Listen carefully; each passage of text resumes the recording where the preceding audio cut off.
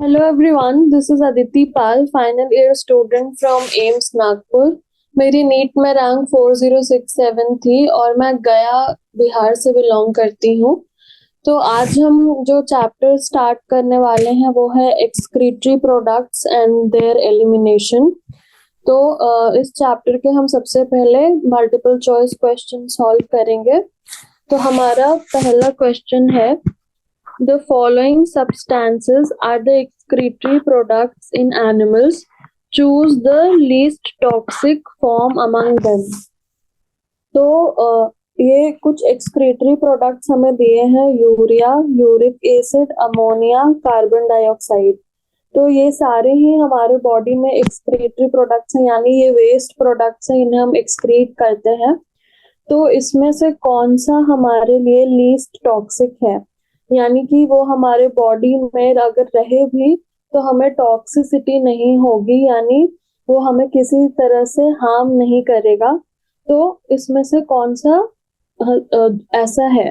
तो जो हमारा यूरिया, अमोनिया और कार्बन डाइऑक्साइड है, ये अगर हमारे बॉडी में एक्यूमुलेट होते हैं तो ये हमारे बॉडी के लिए टॉक्सिक हो सकते हैं। तो हमारा लीस्ट टॉक्सिक इसमें से यूरिक एसिड है। तो ऐसा क्यों है, हम देखते हैं। तो जो यूरिक एसिड है वो लीस्ट टॉक्सिक है। जो जो हमारे इंसेक्ट्स होते हैं, जिसमें से इंसेक्ट्स में से टोटोइसिस, लिजर्ड्स और बर्ड्स जो अपने नाइट्रोजनस वेस्ट है उनको यूरिक एसिड के फॉर्म में एक्सक्रीट करते हैं। ये लीस्ट टॉक्सिक क्यों है? क्योंकि ये वाटर में इनसॉल्युबल है, और ये सॉलिड फॉर्म में होता है, और इसमें जो वाटर भी है वो सबसे कम अमाउंट में होता है। तो जो बर्ड्स हैं उसमें यूरिक एसिड क्या होता है, वो मिक्स हो जाता है अनडाइजेस्टेड फूड के साथ to form the bird dropping. तो बर्ड्स का हमने अगर जब हम बर्ड्स का एक्सक्रीटरी प्रोडक्ट देखते हैं तो वो बर्ड ड्रॉपिंग्स के फॉर्म में होता है, और वो उसमें यूरिक एसिड और ब्लड में to get filtered and eliminated with water in urine via the kidneys. Ammonia तो हमारा बहुत टॉक्सिक है and needs water for diffusion. और कार्बन डाइऑक्साइड का जो एक्सक्रीशन है takes place through the lungs. तो बाकी का एक्सक्रीशन हमें पता है कि यूरिया जो है वो ब्लड में डिसॉल्व हो जाता है, और ब्लड में अगर डिसॉल्व हो गया तो यूरिन के थ्रू फिल्टर होके किडनीज के थ्रू यूरिन में फिल्टर होके निकल जाएगा। अमोनिया जो है बहुत टॉक्सिक है और इसके लिए लार्ज अमाउंट ऑफ वाटर चाहिए फॉर एक्सक्रीशन। और कार्बन डाइऑक्साइड जो है वो उसका एक्सक्रीशन मेजरली थ्रू लंग्स होता है। तो इससे हमने देखा कि यूरिक एसिड जो है लीस्ट टॉक्सिक एक्सक्रीटरी प्रोडक्ट है। इसको सबसे कम वाटर चाहिए फॉर एक्सक्रीशन, और ये इनसॉल्युबल इन वाटर भी होता है। तो इसीलिए यूरिक एसिड हमारा करेक्ट आंसर होगा। फिर हम आते हैं, क्वेश्चन नंबर 2 है हमारा, filtration of blood takes place at. तो हमसे अब पूछ रहा है कि फिल्ट्रेशन ऑफ ब्लड कहाँ होता है। तो फिल्ट्रेशन ऑफ ब्लड क्या पीसीटी प्रॉक्सिमल कॉन्वोल्यूटेड ट्यूब्यूल में होता है, या डिस्टल कॉन्वोल्यूटेड ट्यूब्यूल में होता है, या कलेक्टिंग डक्ट्स में होता है, या मैलफिजियन बॉडी में होता है? तो जो फिल्ट्रेशन ऑफ ब्लड है, हमें पता है कि हमने पार्ट्स ऑफ नेफ्रॉन पढ़े हैं। तो मैलफिजियन बॉडी किसे कहते हैं? तो मैलफिजियन बॉडी जो है, मैलफिजियन बॉडी या मैलफिजियन कॉर्पस्कल हम ग्लोमेरुलस प्लस बोमैन्स कैप्सूल को कहते हैं, यानी ग्लोमेरुलस प्लस बोमैन्स कैप्सूल दोनों को हम मिला देंगे तो मैलफिजियन बॉडी बोलेंगे, या कॉर्पस्कल। तो ये हुआ मैलफिजियन बॉडी या कॉर्पस्कल। तो ग्लोमेरुलस प्लस बोमैन्स कैप्सूल के कॉम्बिनेशन को मैलफिजियन बॉडी कहते हैं। तो हमें पता है कि यूरिन का सबसे पहले जो ब्लड है उसका सबसे पहले फिल्ट्रेशन जो है वो ग्लोमेरुलस में होता है थ्रू ग्लोमेरुलर फिल्ट्रेशन। उसके बाद जो ब्लड है वो ग्लोमेरुलस ग्लोमेरुलस में ब्लड आता कहाँ से है, तो हमें पता है एफरेंट आर्टेरियोल और इफरेंट आर्टेरियोल। तो ए पहले आता है अल्फाबेट्स में, तो आता है एफरेंट आर्टेरियोल से और जाता है इफरेंट आर्टेरियोल से, और उसके बाद ये बोमैन्स कैप्सूल है, और इस पूरे को हम मैल्फिजियन बॉडी या रीनल कॉर्पस, मैल्फिजियन कॉर्पस्कल या रीनल कॉर्पस्कल भी बोलते हैं। तो glomerulus plus Bowman's capsule is equal to Malpighian body, Malpighian corpuscle या रीनल कॉर्पस्कल। तो because of filtration of blood होता है हमारा थ्रू ग्लोमेरुलर फिल्ट्रेशन, और ब्लड ग्लोमेरुलस के अंदर जाता है थ्रू एन एफरेंट आर्टेरियोल और बाहर आता है थ्रू एन इफरेंट आर्टेरियोल। अब प्रॉक्सिमल कॉन्वोल्यूटेड ट्यूब्यूल्स पीसीटी में क्या होता है, तो पीसीटी में जो मोस्ट ऑफ द रीएब्जॉर्प्शन यानी 70 to 80% ऑफ रीएब्जॉर्प्शन होता है। तो it is lined by cuboidal epithelial cells जिसमें ब्रश बॉर्डर होता है, जिसकी वजह से रीएब्जॉर्प्शन ऑफ सॉल्ट्स होता है 70 to 80%। उसके बाद डिस्टल कॉन्वोल्यूटेड ट्यूब्यूल्स हमारा अलाउ करता है conditional absorption, reabsorption of sodium and water and selective secretion of H plus, K plus and ammonia to maintain pH। यानी कि proximal convoluted tubule में 70 to 80% ऑफ द रीएब्जॉर्प्शन होता है, जबकि distal convoluted tubule में select conditional reabsorption होता है sodium and water and secretion of ions होता है to maintain the ionic balance. तो पीसीटी और डीसीटी में फिल्ट्रेशन ऑफ ब्लड तो नहीं होता। और कलेक्टिंग डक्ट्स में क्या होता है, तो कलेक्टिंग डक्ट्स कहाँ से कहाँ तक एक्सटेंड करते हैं, from cortex of kidney to the inner part of the medulla, और इनका मेन काम है वाटर का रीएब्जॉर्प्शन। तो वाटर का रीएब्जॉर्प्शन करके ये कॉन्सेंट्रेटेड यूरिन को प्रोड्यूस करने में हेल्प करता है। तो हमने क्या क्या देखा कि जो यहाँ पे जो ऑप्शंस है, तो उसमें पीसीटी जो है वो मेनली रीअब्जॉर्प्शन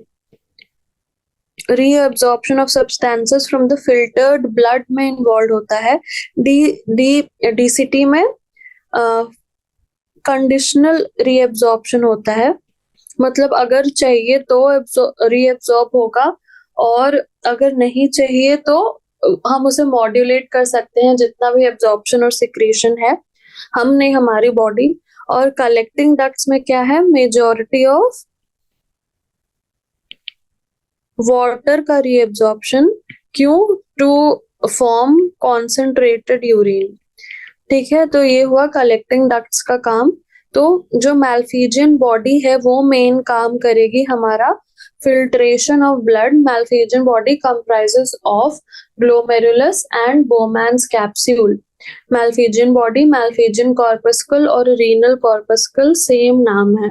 तो ये हमने देखा, क्वेश्चन नंबर 2 का आंसर होगा हमारा मैल्फिजियन बॉडी। फिर हम आते हैं question number 3, which of the following statements is correct. ADH prevents conversion of angiotensinogen in blood to angiotensin। फिर aldosterone facilitates water reabsorption। Atrial natriuretic factor enhances sodium reabsorption। Renin causes vasodilation। तो हमें एक एक करके चारों statement को देखना है कि क्या बोल रहा है ये। तो सबसे पहले anti diuretic hormone. Anti diuretic hormone के नाम से ही हमें पता चल रहा है, एंटी डायूरेसिस यानी डायूरेसिस को कम कराना, यानी जो वाटर एक्सक्रीशन हो रहा है उसको कम कराना। तो क्या anti diuretic hormone conversion of angiotensinogen in blood to angiotensin को प्रिवेंट करता है? ऐसा तो एंटी डायूरेटिक हार्मोन का कोई फंक्शन नहीं है। एंटी डायूरेटिक हार्मोन तो बस एंटी डायूरेसिस कराता है, यानी यूरिन आउटपुट को कम कराएगा, ये जो डायूरेटिक इफेक्ट है उसको कम कराएगा एंटी डायूरेटिक हार्मोन। एल्डोस्टेरॉन क्या करता है, तो जो एल्डोस्टेरॉन है, जब हमारा ग्लोमेरुलर फिल्ट्रेशन रेट कम हो जाता है या हमारा ब्लड प्रेशर कम हो जाता है, तो क्या होता है हमारे बॉडी में, जीएफआर जब फॉल होता है तो जो जक्स्टा ग्लोमेरुलर एपरेटस है वो एक्टिवेट हो जाता है, जो हमारा सिक्रीट करता है रेनिन। और रेनिन जो है वो एंजियोटेंसिनोजेन इन द ब्लड को कन्वर्ट करता है टू एंजियोटेंसिन 1। और फिर एंजियोटेंसिन कन्वर्टिंग एंजाइम इस एंजियोटेंसिन 1 को एंजियोटेंसिन 2 में कन्वर्ट करती है, जो रीनल एड्रेनल कॉर्टेक्स को एक्टिवेट करता है। और एड्रेनल कॉर्टेक्स में जो एड्रेनल कॉर्टेक्स से हमारा रिलीज होता है एल्डोस्टेरॉन। तो हमने पिछले चैप्टर में पढ़ा था कि जो जोना ग्लोमेरुलोसा है वो हमारा मिनरलोकॉर्टिकॉइड्स रिलीज करता है।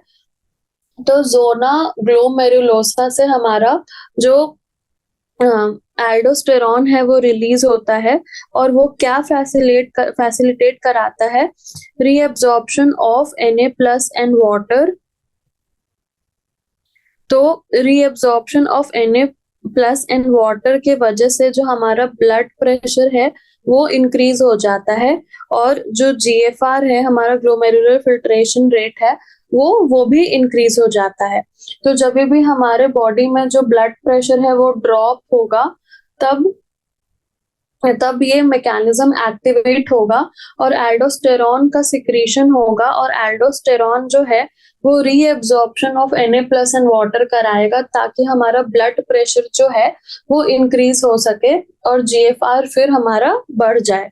तो GFR के डिक्रीज होने के में ये एक्टिविटीज हमारे बॉडी के अंदर होगी। तो एल्डोस्टेरॉन फैसिलिटेट कराएगा वाटर रीअब्जॉर्प्शन, तभी हमारा ब्लड प्रेशर जो है वो इंक्रीज होगा। अब हमारा एट्रियल नाट्रियूरेटिक फैक्टर क्या करता था, हमें पता है एट्रियल नाट्रियूरेटिक फैक्टर रिलीज क्यों होगा, जब हार्ट की वॉल्स जो हैं वो स्ट्रेच होंगी, यानी कि ब्लड प्रेशर ऑलरेडी इंक्रीज्ड है। अब हमारे पास अगर ब्लड प्रेशर इंक्रीज है तो हमें ब्लड प्रेशर को डिक्रीज करना चाहिए। तो ब्लड प्रेशर ऑलरेडी इंक्रीज्ड है, तो क्या हमारे पास हम इनहैंस करेंगे सोडियम रीअब्जॉर्प्शन को। तो अब तो हमें सोडियम को हटाना है बॉडी से, ताकि सोडियम के साथ वाटर भी निकलेगा और ब्लड प्रेशर तब फॉल होगा। यानी कि ANF हमारा इनहैंस नहीं करेगा सोडियम रीअब्जॉर्प्शन, ये वैसोडाइलेशन कराएगा और डिक्रीज कराएगा ब्लड प्रेशर को। फिर हमारा एल्डोस्टेरॉन जो है वो आता कहाँ से है, तो पहले हमारे पास जक्स्टाग्लोमेरुलर एपरेटस से रेनिन रिलीज होता है, जो एंजियोटेंसिनोजेन को एंजियोटेंसिन 1 में कन्वर्ट करता है, और फिर एंजियोटेंसिन 2 में कन्वर्ट होता है, जो कि हमारा रीनल कॉर्टेक्स से एल्डोस्टेरॉन का सिक्रीशन कराता है। तो अब एल्डोस्टेरॉन हमारा वैसो कंस्ट्रिक्शन कराता है, क्योंकि उसको इंक्रीज कराना है इन ब्लड प्रेशर, तो वैसो कंस्ट्रिक्शन कराएगा। तो इनडायरेक्टली हम अगर रेनिन की बात करें तो रेनिन कभी भी वैसोडाइलेशन करवाना नहीं चाह रहा है, क्योंकि ऑलरेडी जो ब्लड प्रेशर है वो लो है, हमें और वैसोडाइलेशन नहीं चाहिए। हमें क्या चाहिए, हमें चाहिए वैसो कंस्ट्रिक्शन, ताकि हमारा जो ब्लड प्रेशर है वो इंक्रीज हो सके। तो इसीलिए हमारा यहाँ पे जो करेक्ट आंसर होगा वो एल्डोस्टेरॉन होगा। ये वैसो कंस्ट्रिक्शन करा रहा है, ना कि वैसो डायलेशन करा रहा है। फिर हमारे पास क्वेश्चन नंबर 4 है, which of the following is remove from our body by lungs. तो हमारे पास ये क्वेश्चन पूछ रहा है कि लंग्स क्या रिमूव करते हैं हमारे बॉडी से। तो जो लंग्स है उनका मेन पर्पस क्या है हमारे बॉडी में, to collect oxygen for our body, to use them and then to eliminate carbon dioxide. तो ऑक्सीजन हमारे बॉडी में आया तो लंग्स का मेन काम है, लंग्स में होती हैं एल्वियोलाई, और एल्वियोलाई होता है sites of exchange of gases. तो जब हम फ्रेश एयर को इनहेल करते हैं तो ऑक्सीजन हमारी ब्लड वेसल्स के में एंटर करता है और पहुंचता है एल्वियोलाई तक, जो है site of gas exchange in the bronchioles of your lungs. तो जो ऑक्सीजन है वो सर्कुलेट करता है इन द बॉडी, यानी कि एल्वियोलाई से ऑक्सीजन ने एंटर किया हमारे ब्लड में और ब्लड में, और ब्लड के थ्रू चला गया सारे सेल्स ऑफ द बॉडी के पास। सारे सेल्स ऑफ द बॉडी ने ऑक्सीजन को किया यूटिलाइज, और ऑक्सीजन को यूटिलाइज करके क्या रिलीज हुआ थ्रू रेस्पिरेशन? Carbon dioxide. तो अब ये कार्बन डाइऑक्साइड ट्रैवल करता है in the blood back to the lungs and is diffused into the alveoli where it is expelled. यानी कि लंग्स ने क्या किया कि पहले ऑक्सीजन और कार्बन डाइऑक्साइड का एक्सचेंज कराया, और फिर मेन काम है कार्बन डाइऑक्साइड का एक्सक्रीशन करना। तो मेन पर्पस मेनली अगर हम देखें तो कार्बन डाइऑक्साइड ही होना चाहिए, पर स्मॉल अमाउंट्स में हमारा लंग जो है वो वाटर भी एक्सक्रीट करता है। तो अगर ये क्वेश्चन ऐसे पूछा जाए कि मेनली लंग्स क्या एक्सक्रीट करते हैं, तो मेनली तो CO2 ही एक्सक्रीट करता है, पर क्योंकि इसने मेनली नहीं पूछा तो हमारा आंसर यहाँ पे CO2 एंड H2O हो जाएगा। तो स्मॉल अमाउंट में जो लंग है हमारा वो वाटर को भी एक्सक्रीट करता है। कार्बन डाइऑक्साइड तो मेन प्रोडक्ट ऑफ एक्सक्रीशन है ही हमारे लंग का, पर स्मॉल अमाउंट्स में वाटर भी एक्सक्रीट होता है हमारे लंग से। तो ये हुआ हमारा सी ऑप्शन हुआ करेक्ट आंसर। फिर हम आते हैं क्वेश्चन नंबर 5 पे। The pH of human urine is approximately. तो ह्यूमन यूरिन का pH जो है वो कितना होता है? 6.5, 7, 6 या 7.5। तो इसमें से हमारे पास 7 तो न्यूट्रल है, 7.5 बेसिक हो गया, 6 हमारा एसिडिक हो गया, 6.5 हमारा एसिडिक हो गया। तो क्या होता है human pH of human urine? तो यूरिन जो है एक ट्रांसपेरेंट लाइट येलो लिक्विड है with a slightly acidic pH। यानी कि हमारे यूरिन का pH स्लाइटली एसिडिक होता है, और अगर हम एवरेजली देखें तो यूरिन का pH अराउंड 6 होता है। pH की रेंज जो यूरिन की है वो वैरी, अब तो हमेशा ऐसा तो नहीं है कि हम एग्जैक्टली 6 pH का यूरिन जो है वो एक्सक्रीट करेंगे हर बार। तो एक रेंज होती है 4.5 to 8.2 हो सकता है, depending upon the amount of acidic and basic food in the diet. तो हम जो भी खा रहे हैं एसिडिक या बेसिक फूड, उस पर डिपेंड करेगा कि हमारा यूरिन कितना एक्सक्रीट हो रहा है, यूरिन का pH कितना है, जो एक्सक्रीट हो रहा है उसका pH कितना है।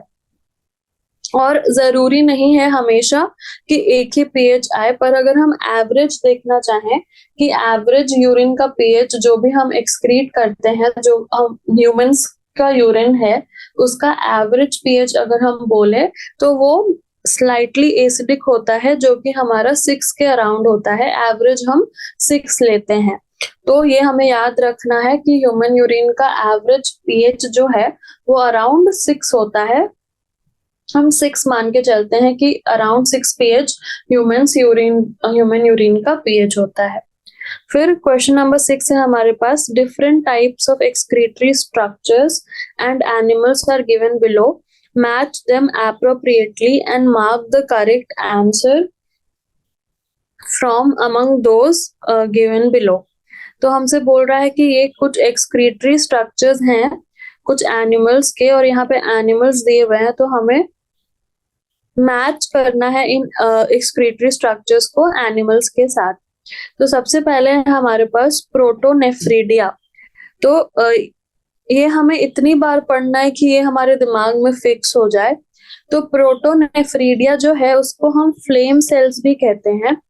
तो प्रोटोनेफ्रीडिया या फ्लेम सेल्स जो हैं वो एक्सक्रीटरी स्ट्रक्चर्स हैं इन प्लैटीहेलमिंथस। प्लैटीहेलमिंथस में क्या क्या आता है? प्लैटीहेलमिंथस यानी फ्लैट वॉर्म्स, जिसमें आता है planaria, rotifers, some annelids and cephalochordate amphioxus.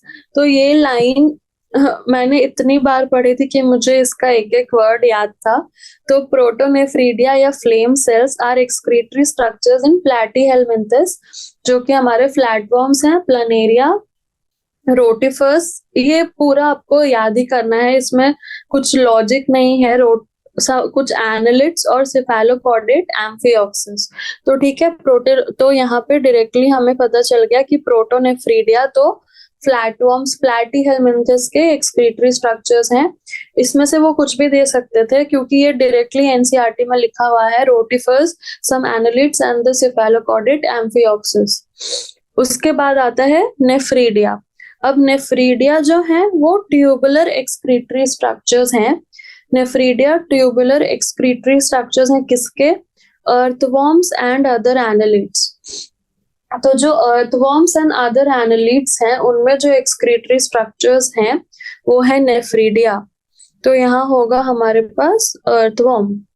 फिर है हमारे पास मैल्फिजियन ट्यूब्यूल्स। तो मैल्फिजियन ट्यूब्यूल्स, आप इसे मैल्फिजियन कॉर्पस्कल के साथ कंफ्यूज मत करिएगा। मैल्फिजियन कॉर्पस्कल जो है वो ह्यूमंस में होते हैं। तो मैल्फिजियन ट्यूब्यूल्स जो है वो एक्सक्रीटरी स्ट्रक्चर्स हैं of most of the insects including cockroaches. यानी मैल्फिजियन ट्यूब्यूल्स जो है वो कॉकरोचेस में देखने मिलते हैं। ये एक्सक्रीटरी स्ट्रक्चर्स ऑफ कॉकरोचेस हैं। उसके बाद ग्रीन ग्लैंड्स और एंटेनल ग्लैंड्स। तो जो हमारे पास ग्रीन ग्लैंड्स हैं वो एंटेनल ग्लैंड्स और ग्रीन ग्लैंड्स एक्सक्रीटरी फंक्शन करते हैं इन क्रस्टेशियंस लाइक प्रॉन्स। तो प्रॉन में जो है वो हुआ हमारा ग्रीन ग्लैंड्स और एंटेनल ग्लैंड्स। तो सबसे पहले प्रोटोनेफ्रीडिया हमने देखा, वो किस में है? वो फ्लैटफॉर्म्स में, प्लैटीहेल्मिन्थस में, like Planaria, rotifers, some annelids. उसके बाद नेफ्रीडिया जो है वो ट्यूबुलर स्ट्रक्चर्स है अर्थवॉर्म्स और एंड अदर एनालिड्स के लिए। फिर मैल्फिजियन ट्यूब्यूल्स जो है वो हमें कहाँ मिलते हैं? कॉकरोचेस में मिलते हैं। और फाइनली एंटेनल ग्लैंड्स और ग्रीन ग्लैंड जो है वो हमारे पास क्रस्टेशियंस लाइक प्रॉन्स में मिलते हैं। तो जो हमारे यहाँ पे आंसर क्या होगा? ए का 4, फिर बी का 3। ए का 4 से ही हमें इसका आंसर मिल रहा है क्योंकि बाकी में ए का 4 किसी में नहीं है। तो ये बहुत ही आसान हो गया हमारे लिए। उसके बाद क्वेश्चन नंबर 7 है हमारे पास, which one of the following statements is incorrect? तो इसमें से कौन सा स्टेटमेंट्स हमारे पास इनकरेक्ट है? तो birds and land snails are uricotelic animals. सही बात है, हमने अभी अभी देखा कि बर्ड्स और स्नेल्स तो यूरिक एसिड एक्सक्रीट करते हैं। फिर mammals and frogs are ureotelic animals. तो mammals and frogs urea excrete करते हैं, हाँ। Aquatic amphibians and aquatic insects are ammonotelic animals. जो भी पानी में है वो उसको बहुत सारा पानी चाहिए एक्सक्रीशन के लिए, तो अमोनिया के फॉर्म में वो एक्सक्रीट करता है, सही बात है। Birds and reptiles are ureotelic, नहीं। हमने देखा है कि बर्ड्स और रेप्टाइल्स तो यूरिकोटेलिक हैं। तो हमें बहुत ध्यान से पढ़ना है, यूरियोटेलिक, यूरिकोटेलिक और अमोनोटेलिक तो खैर डिफरेंट है, पर ये यूरिको और यूरियो में हम एग्जाम के टाइम में कम टाइम की वजह से गलती कर सकते हैं। तो birds and reptiles are ureotelic, ये गलत है हमारा स्टेटमेंट। तो हम एक एक करके देखते हैं कि यूरियोटेलिक एनिमल्स कौन कौन से होते हैं। तो जो मैमल्स हैं और many terrestrial amphibians like frogs and marine fishes जो है mainly excrete urea and are called ureotelic animals. तो मैमल्स हो गए हमारे पास, फ्रॉग्स हो गए, और कई सारी मरीन फिशेस जो हैं वो हमारे पास क्या सिक्रीट करती हैं? यूरिया सिक्रीट करती हैं। फिर हमारे पास यूरिकोटेलिक एनिमल्स कौन कौन से हैं? तो यूरिकोटेलिक एनिमल्स जो हैं वो एक्सक्रीट करते हैं their nitrogenous wastage as uric acid in the form of pellet or paste with a minimum loss of water। तो मिनिमम लॉस ऑफ वाटर होगा और यूरिक एसिड पेलेट या पेस्ट के फॉर्म में एक्सक्रीट होगा, तो हम क्या बोलेंगे उसे? Uricotelic animals. Example reptiles, birds, land snails and insects. तो जो रेप्टाइल्स, बर्ड्स, लैंड स्नेल्स और इंसेक्ट्स हैं वो यूरिक एसिड के फॉर्म में एक्सक्रीट करते हैं अपने वेस्ट को। फिर आता है हमारे पास अमोनोटेलिक एनिमल्स। तो अमोनोटेलिक एनिमल्स में मेनी बोनी फिशेस आता है, एक्वेटिक एम्फीबियंस और एक्वेटिक इंसेक्ट्स। जो हमारे पास बोनी फिशेस, एक्वेटिक एम्फीबियन जो कि पानी में रहते हैं, उनके पास एक्सेस अमाउंट ऑफ वाटर है, तो वो उस एक्सेस अमाउंट ऑफ वाटर को यूज करके अमोनिया के फॉर्म में एक्सक्रीट करते हैं। तो यूरियोटेलिक एनिमल्स, यूरिकोटेलिक एनिमल्स और अमोनोटेलिक एनिमल्स हमने देखा। तो हमने देखा यूरियो के क्या एग्जाम्पल हैं, mammals, terrestrial amphibians like frogs और मरीन फिशेस।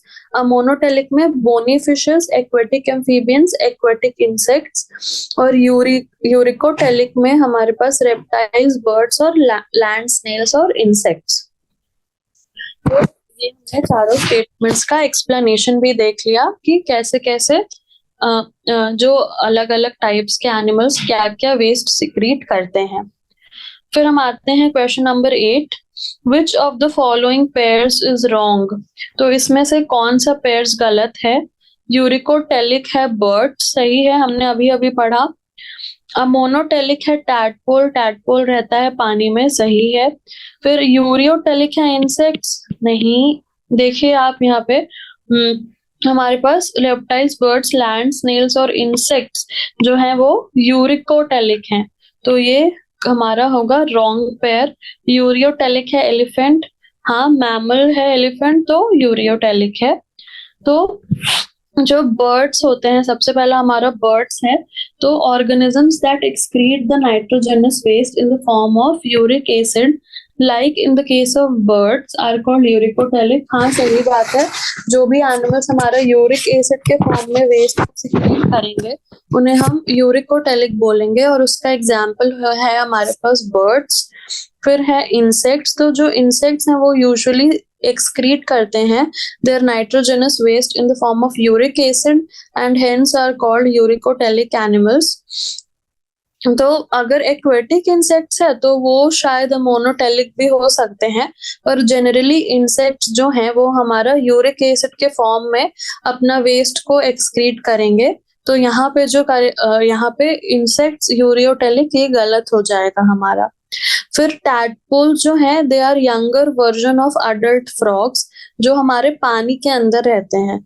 तो जो भी पानी के अंदर रहेगा तो इस स्टेज में अमोनिया के फॉर्म में अपना वेस्ट को एक्सक्रीट करेगा क्योंकि पानी के अंदर है।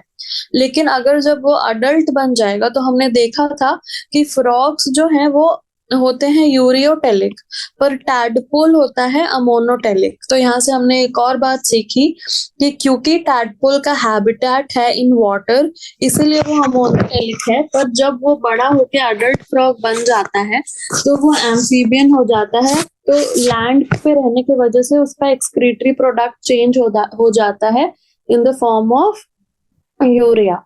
फिर हम आते हैं एलिफेंट, जो कि एक मैमल है, और मैमल्स नाइट्रोजनस वेस्ट को अमोनिया के फॉर्म में, नाइट्रोजनस वेस्ट को यूरिया के फॉर्म में एक्सक्रीट करते हैं हमारे मैमल्स जो हैं, जिसमें आता है एलिफेंट। क्वेश्चन नंबर 9 है हमारा, विच of the following statements is incorrect. पहला स्टेटमेंट है the medullary zone of kidney is divided into a few conical masses called medullary pyramids projecting into the calyces। तो अब बोल रहा है कि जो मेड्यूलरी जोन होता है किडनी में क्या क्या होता है, किडनी में आउटर कॉर्टेक्स होता है, इनर मेड्यूला होता है। अब क्या ये medullary zone few conical masses called medullary pyramids में डिवाइडेड होता है? हाँ बिल्कुल होता है। ये हमारे पास मेड्यूलरी पिरामिड्स होते हैं जो प्रोजेक्ट करते हैं इनटू कैलिसेस। हाँ यहाँ पे कैलिसेस भी होते हैं। फिर inside the kidney the cortical region extends in between the medullary pyramids. अब बोल रहा है कि ये कॉर्टेक्स जो है वो मेड्यूलरी पिरामिड्स के बीच में एक्सटेंड करता है एज रीनल पेल्विस। तो हमें पता है पेल्विस तो यहाँ का स्ट्रक्चर है, पेल्विस कॉर्टेक्स का एक्सटेंशन कब से हो गया? तो कॉर्टेक्स के एक्सटेंशन को हम क्या बोलते हैं? Renal columns of बर्टीनी। ना कि रीनल पेल्विस। तो ये हमारा गलत स्टेटमेंट लग रहा है। अब हम आगे और पढ़ते हैं। Glomerulus along with Bowman's capsule, ये हमने कितनी बार रिवाइज किया, is called renal corpuscle. Renal corpuscle, PCT and DCT of the nephron are situated in cortical region. हाँ सही बात है, ये सारे हमारे कॉर्टेक्स के अंदर ही है। मेडुला में हमारा कौन जाता है, कलेक्टिंग डक्ट हमारा मेडुला तक जाता है। तो हमारा करेक्ट आंसर होता है बी। अब हम थोड़ा एक्सप्लेनेशन देखते हैं इन सारे ऑप्शंस का। तो सबसे पहले जो किडनी है हमारे पास कॉर्टेक्स एंड मेडुला में डिवाइडेड है। तो आउटर है हमारा कॉर्टेक्स और इनर है हमारा medulla. Medulla is divided into few conical masses, जिसे हम कहते हैं medullary pyramids, which are projecting into the calyces. तो पहली स्टेटमेंट तो बिल्कुल सही है। उसके बाद जो कॉर्टेक्स है वो एक्सटेंड करता है in between renal pyramids as columns of Bertini. तो कॉलम्स ऑफ बर्टिनी होना चाहिए था यहाँ पे, ना कि renal pelvis. with glomerulus along with Bowman's capsule is called the renal corpuscle or Malpighian body।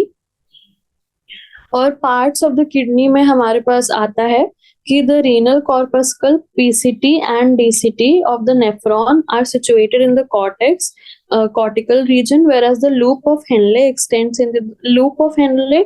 और कलेक्टिंग डक्ट भी हमारा जो है वो मेड्यूला तक एक्सटेंड करेगा। हमने एक क्वेश्चन में देखा था कि कलेक्टिंग डक्ट हमारा मेड्यूला तक एक्सटेंड करता है, शायद इस क्वेश्चन में देखा था, क्वेश्चन नंबर 2 में।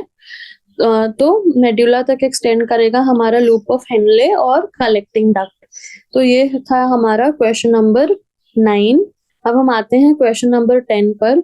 The condition of accumulation of urea in the blood is termed as.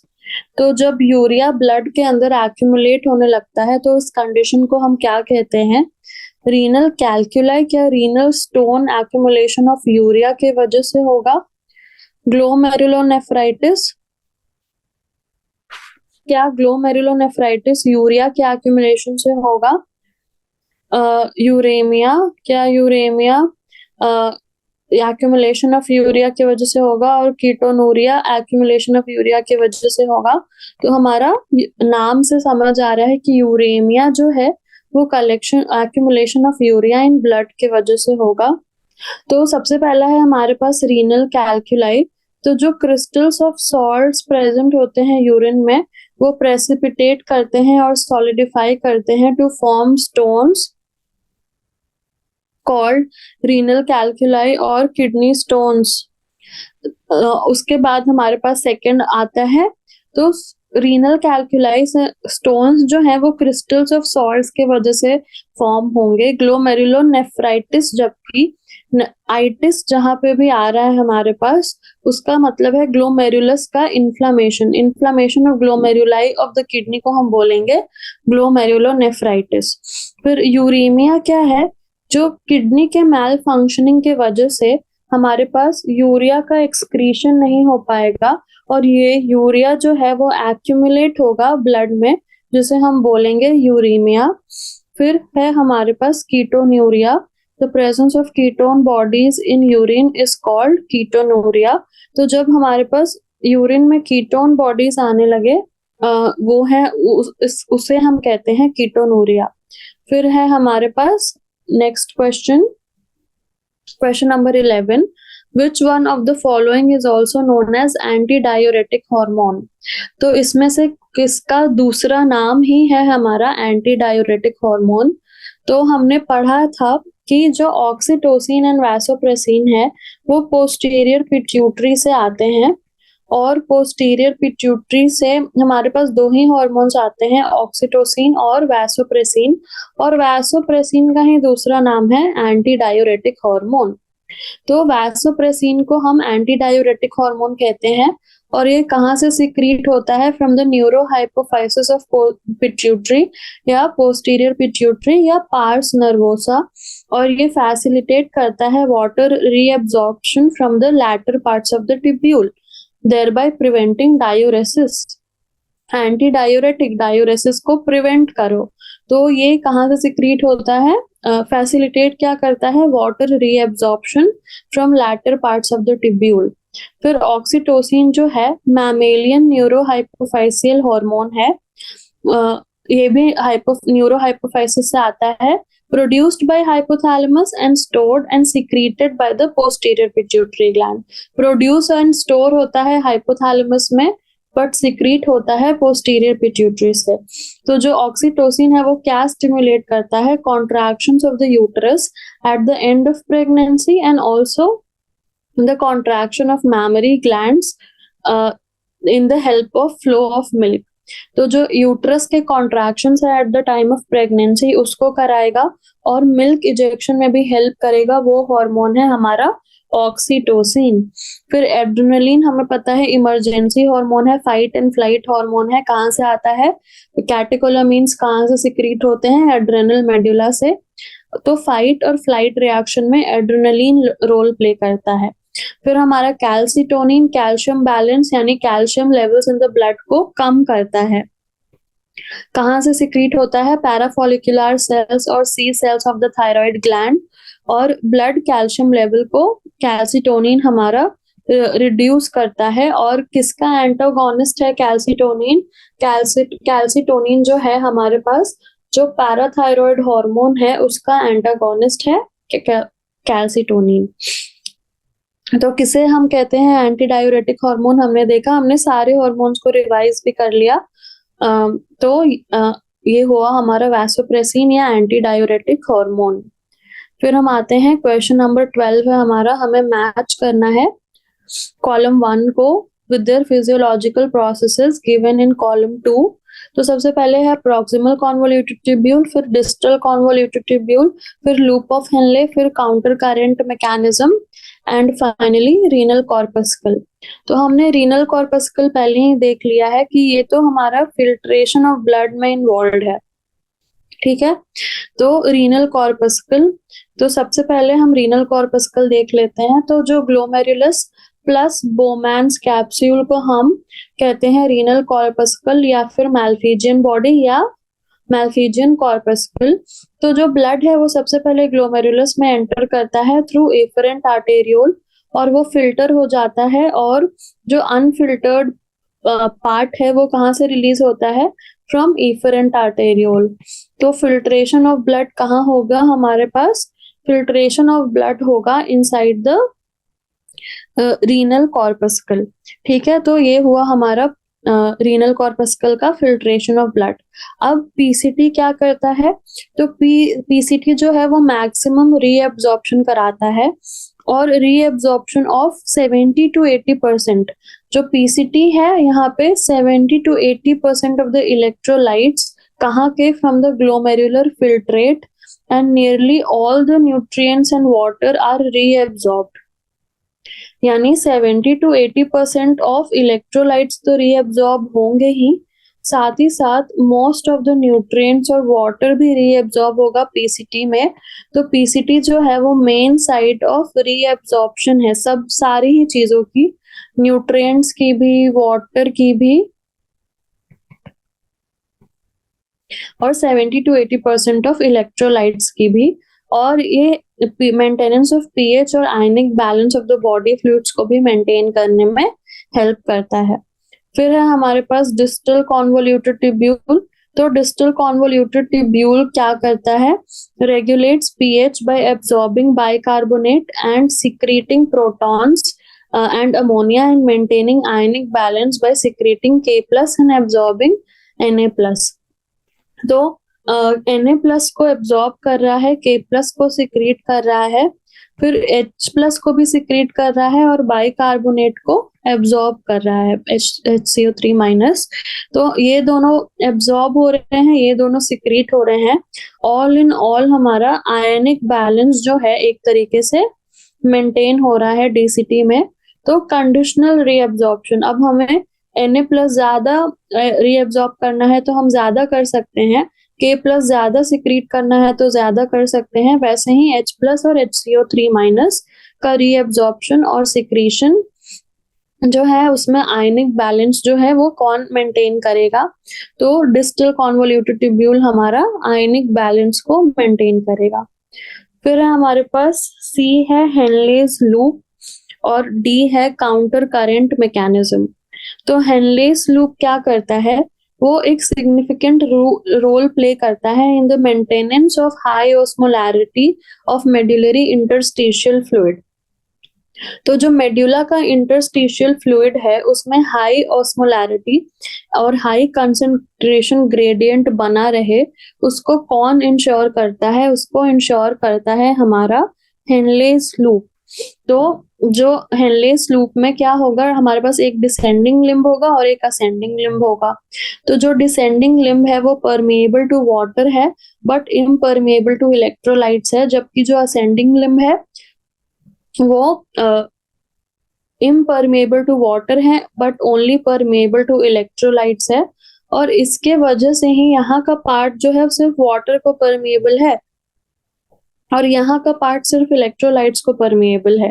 तो इसके वजह से जो डिसेंडिंग और असेंडिंग लिम्ब है उनका स्पेसिफिक फंक्शन होगा और ये जो मेडुला है उसमें कंसंट्रेशन ग्रेडियंट को वो मेंटेन करने में हेल्प करेंगे। फिर है हमारे पास काउंटर करंट मैकेनिज्म।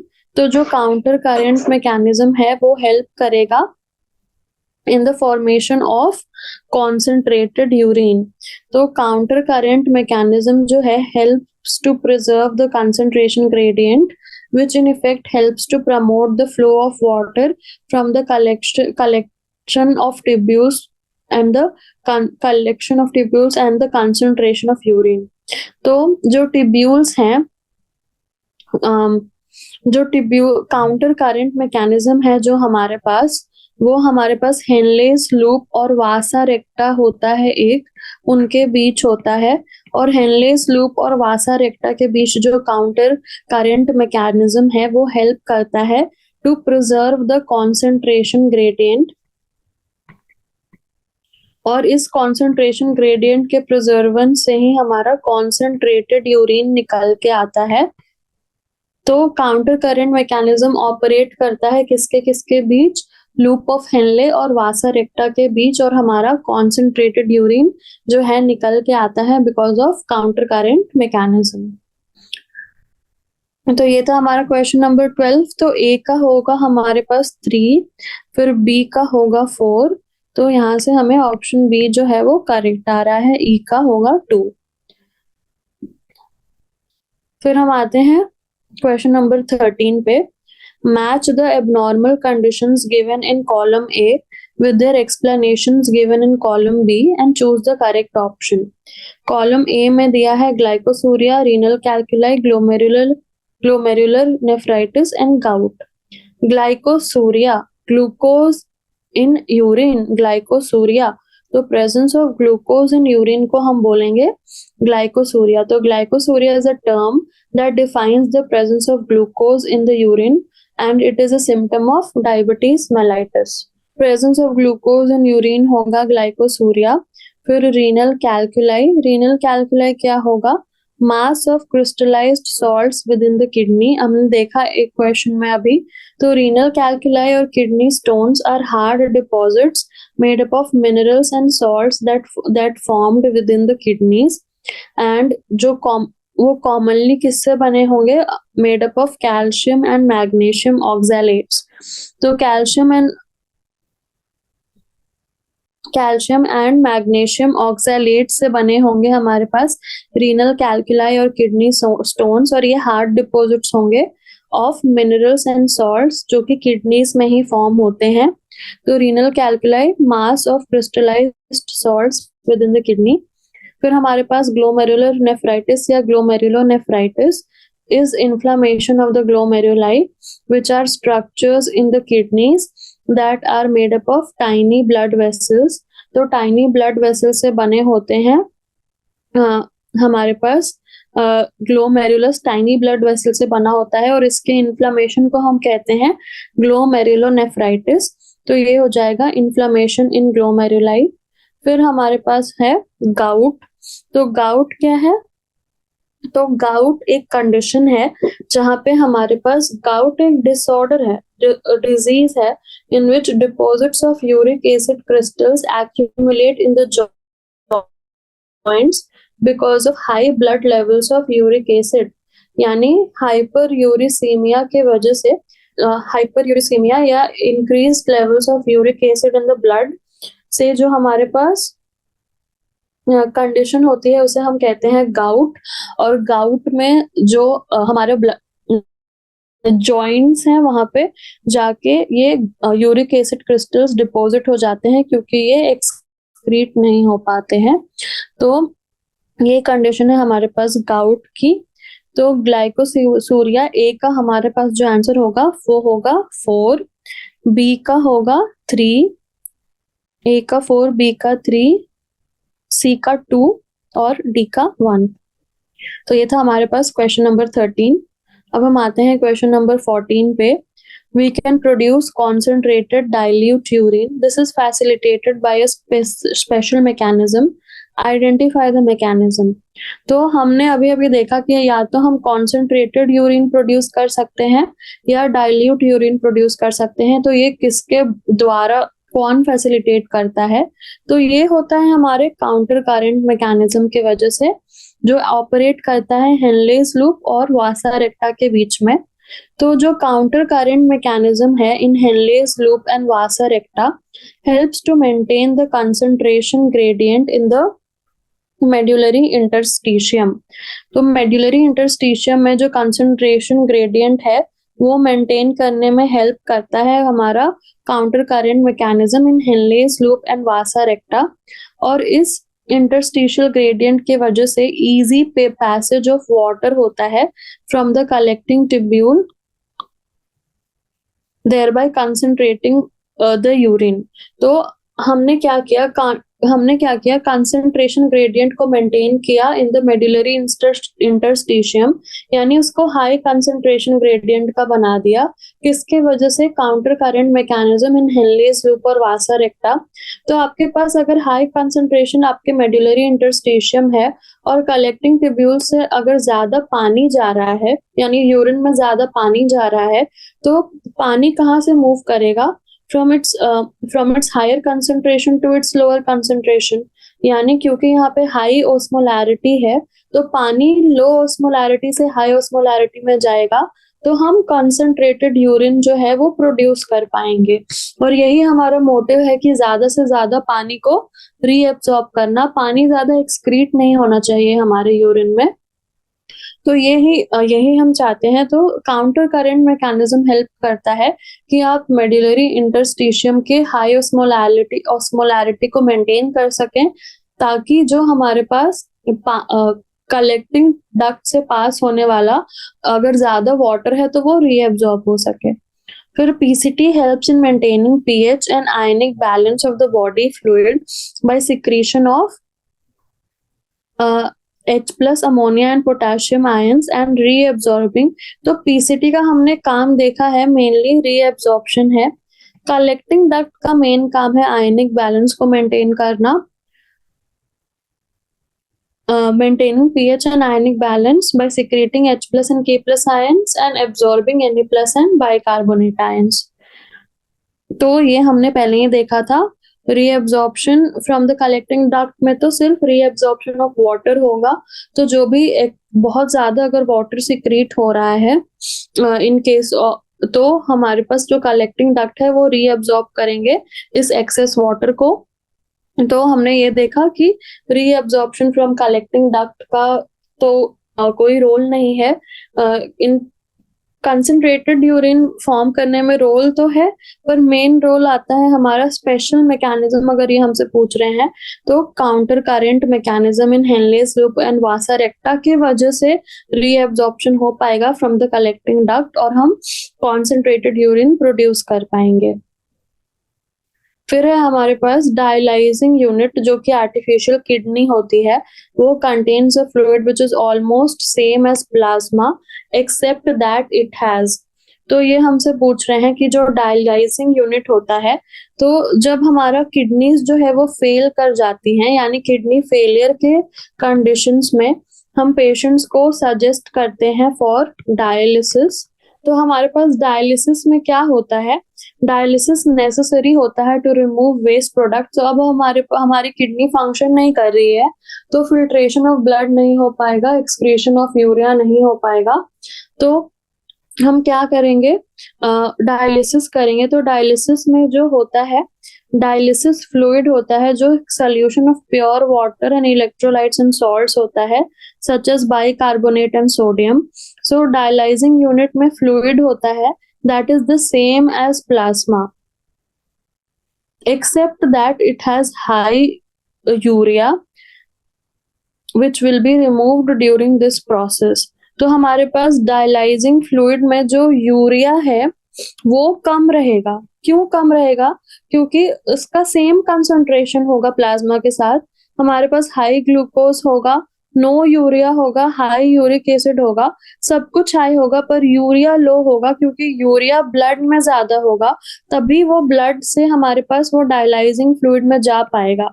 तो जो ब्लड या ब्लड प्लाज्मा हम कह रहे हैं, उसमें से हमें यूरिया को रिमूव करना है, तो हमें एक ऐसा फ्लूइड लेना पड़ेगा जिसमें बाकी सब कुछ तो सेम है प्लाज्मा के जैसा, पर यूरिया का जो लेवल है वो कम है। तभी तो यूरिया अपने हाई कंसंट्रेशन से अपने लो कंसंट्रेशन में जाएगा, हमारे ब्लड से उस डायलाइजिंग फ्लूइड में जाएगा और ब्लड हमारा फिल्टर्ड हो जाएगा।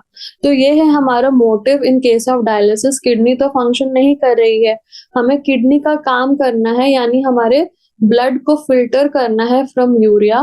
तो हम क्या करेंगे, एक ऐसा फ्लूइड लेंगे जिसका सब कुछ सेम है प्लाज्मा से, बस यूरिया कम है उसमें। तो यूरिया हमारे ब्लड से जो है वो उसके पास उस फ्लूइड के अंदर चला जाएगा, उस डायलाइजिंग फ्लूइड के अंदर। तो ये था हमारा क्वेश्चन नंबर 15। उसमें सब कुछ होगा except high urea. High urea नहीं होगा डायलाइजिंग फ्लूइड के अंदर, लो मतलब यूरिया का कंसंट्रेशन कम होगा या ना के बराबर होगा। तो आज के लिए हम एमसीक्यूज तक करते हैं, फिर हम मिलेंगे नेक्स्ट सेशन में। तब तक के लिए आप इन सारे एमसीक्यूज के एक एक ऑप्शंस को एनालाइज करें और अपनी नॉलेज को इंक्रीज करें। मेरे हिसाब से एमसीक्यूज से सबसे ज्यादा नॉलेज आती है, क्योंकि 4 ऑप्शंस 4 अलग अलग कहानियां बताते हैं। तो इसी के साथ आज का सेशन यहीं पे खत्म करते हैं। Thank you, all the best.